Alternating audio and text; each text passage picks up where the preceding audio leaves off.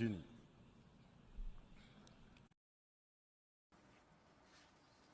Au nom de l'Assemblée générale, j'ai l'honneur de souhaiter la bienvenue à Son Excellence, M.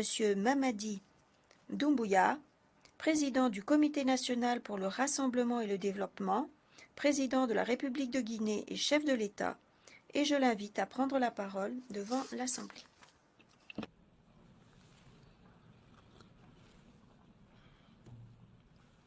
Monsieur le Président, Excellences, Mesdames et Messieurs les chefs de délégation, Monsieur le Secrétaire général, je voudrais, avant de commencer, Monsieur le Président, vous adresser les chaleureuses félicitations de la délégation guinéenne pour votre brillante élection à la présidence de la 78e Assemblée générale des Nations unies. Je voudrais également, devant cette auguste Assemblée, vous assurer du soutien de mon pays. Je souhaite par la même occasion rendre un hommage mérité à votre prédécesseur, M. Saba Korosi de la Hongrie, à M. le Secrétaire général, M. Antonio Guterres. Je le remercie pour le dévouement avec lequel il dirige notre organisation.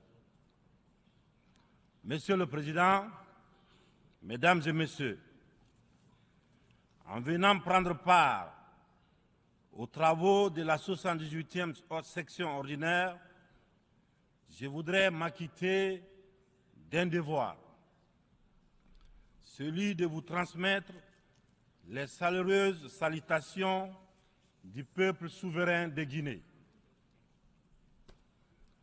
Mon pays qui continue de fonder un espoir en l'Organisation des Nations Unies pour trouver des solutions idoines aux questions auxquelles notre monde continue d'être confronté. Dans ce cadre, Monsieur le Président, nous pensons que les fondamentaux qui ont sous-tendu à la création de notre organisation doivent s'adapter aux mutations profondes de notre société. L'objectif du thème de la présente session, paix, prospérité, progrès, durabilité, est d'actualité. Évocateur et mérite une attention particulière de notre part. Épidémie de coups d'État en Afrique. Après celle de la Covid-19, le continent est frappé par celle des putschs militaires, notamment dans les pays francophones du sud du Sahara. C'est tout le monde qui le condamne, qui les sanctionne, qui s'émeut de la réapparition brusque de cette pratique que l'on croyait révolue, à juste titre. Mais j'ai envie de dire que la communauté internationale doit avoir l'honnêteté et la correction de ne pas se contenter de dénoncer les seules conséquences, mais de s'intéresser et de traiter les causes. Les coups d'État, s'ils se sont multipliés ces dernières années en Afrique, c'est bien parce qu'il y a des raisons très profondes. Et pour traiter le mal, mesdames et messieurs, il faut s'intéresser aux causes racines. Le putschiste n'est pas seulement celui qui prend les armes, qui renverse un régime. Je souhaite que l'on retienne que les vrais putschistes, les plus nombreux, qui ne font l'objet d'aucune condamnation, c'est aussi ceux qui manigancent, qui utilisent la fourberie, qui trichent pour manipuler les textes de la Constitution afin de se maintenir éternellement au pouvoir. C'est ceux en col blanc qui modifient les règles du jeu pendant la partie pour conserver les rênes du pouvoir. Voilà les putschistes les plus nombreux. Monsieur le Président, Mesdames et Messieurs, je fais partie de ceux qui, un matin, ont décidé de prendre nos responsabilités pour éviter à notre pays un chaos complet, une situation insurrectionnelle. Aucune force politique, toute complètement neutralisée à l'époque, n'avait ni le courage ni les moyens de mettre fin à l'imposture que nous vivions. La rectification institutionnelle à laquelle mes frères d'armes et moi avons pris nos responsabilités le 5 septembre 2021 n'était qu'une conséquence de cette situation de chaos qui avait fini par fissurer le tissu social et mettre à mal le vivre ensemble. Sans être exhaustif, nous pensons que les transitions qui sont en cours en Afrique sont dues à plusieurs facteurs parmi lesquels on peut citer les promesses non tenues, l'endormissement du peuple, le tripatouillage des constitutions par des dirigeants qui ont pour seul souci de se maintenir au pouvoir au détriment du bien-être collectif. Aujourd'hui, le peuple africain sont plus que jamais éveillés et décidés à prendre leur destin en main. La mauvaise répartition des richesses crée des inégalités sans fin. La famine, la misère qui rendent le quotidien de nos populations de plus en plus difficile. Ces inégalités font partie des causes des événements qui mettent en péril surtout le vivre ensemble. Quand les richesses d'un pays sont dans les mains d'une élite, alors que les nouveau-nés meurent dans les hôpitaux par manque de couveuses,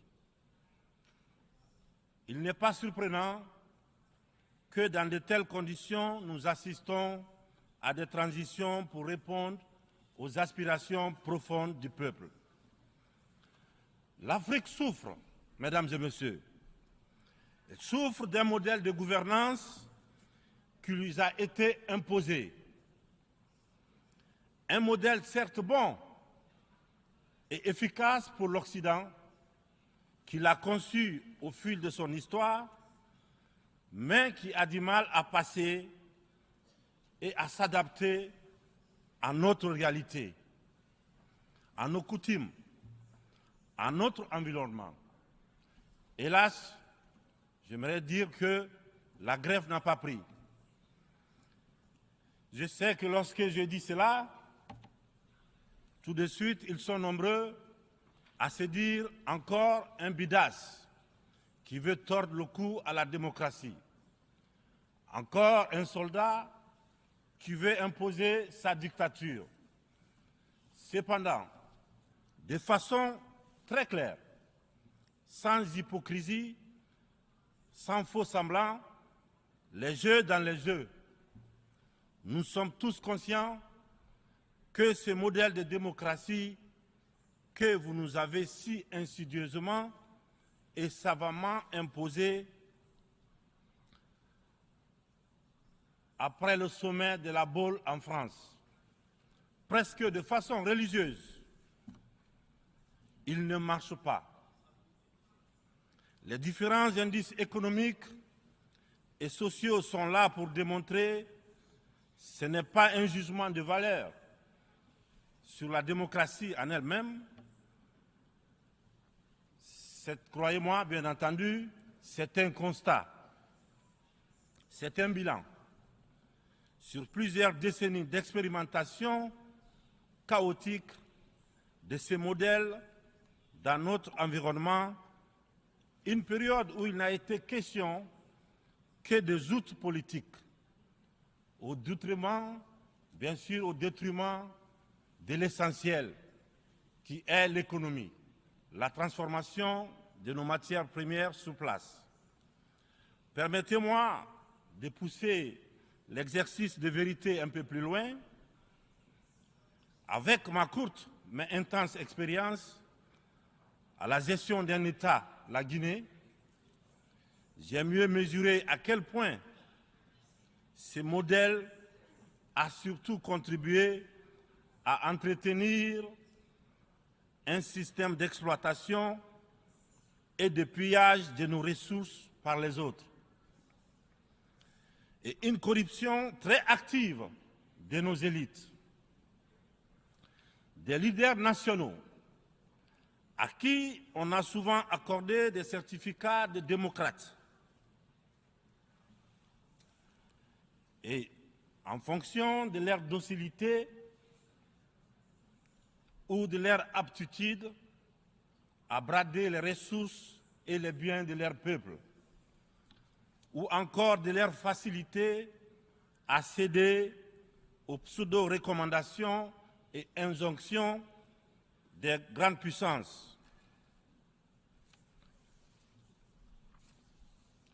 Je dois d'ailleurs, dans ce sens, confesser que tout ce à quoi je fais face dépasse l'imagination.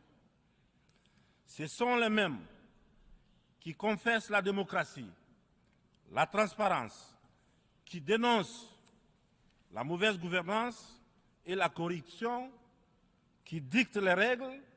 C'est eux qui en offrent très discrètement et sournoisement redoublent de pression pour nous faire céder notre patrimoine dans des contrats léonins. Je comprends certains dirigeants, quelques-uns de mes prédécesseurs, qui, parce qu'ils avaient des fragilités, parce qu'ils étaient sous pression, ou parce qu'ils traînent des casseroles, ou surtout parce qu'ils avaient des agendas politiques, ont cédé à ce qu'on leur demandait. Je les comprends sans les approuver. Certains m'ont même rappelé que si j'avais un agenda politique, je serais moins à l'aise pour mener à bien les réformes auxquelles mon gouvernement et moi nous nous sommes attaqués. Une chose est certaine, nous n'avons qu'une seule préoccupation, le bien-être du peuple et le vivre ensemble. C'est cela notre priorité. C'est pourquoi la transition que je dirige a choisi de se consacrer avec méthode, en fixant les objectifs clairs dans un ordre précis. Le social, l'économie et le politique.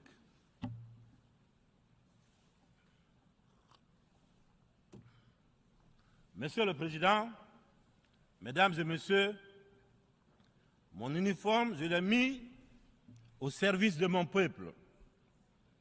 Je vous serai reconnaissant de respecter ces serments, de nous tenir à distance respectable des divisions, de toutes sortes, que beaucoup essaient de nourrir dans nos pays. Le Sahel traverse l'une des histoires les plus graves de sa très vieille histoire, mais elle a les ressorts nécessaires pour y faire face. Son sens légendaire de la diplomatie doit être libéré, afin qu'ensemble, nous nous parlions sans interférence. C'est pourquoi, et pour cela, que la CEDEAO, dont la vocation était économique, doit cesser de se mêler de la politique et privilégier le dialogue. Nous, Africains, nous sommes fatigués, épuisés des catégorisations dans lesquelles les uns et les autres veulent nous mener et surtout veulent nous cantonner. La population de l'Afrique est jeune. Elle n'a pas connu la guerre froide. Elle n'a pas connu la guerre et les guerres idéologiques qui ont façonné le monde pendant les 70 dernières années. C'est pourquoi nous, Africains, nous trouvons insultants les cases, les classements qui tantôt nous placent sous influence des Américains, tantôt sous celle des Anglais, tantôt des Français, tantôt des Chinois, des Russes et même des Turcs. Nous ne sommes ni pro, ni anti-américains, ni pro, ni anti-chinois, ni pro, ni anti-français, ni pro, ni anti-russe, ni pro, ni anti-turc. Nous sommes tout simplement pro-africains. C'est tout.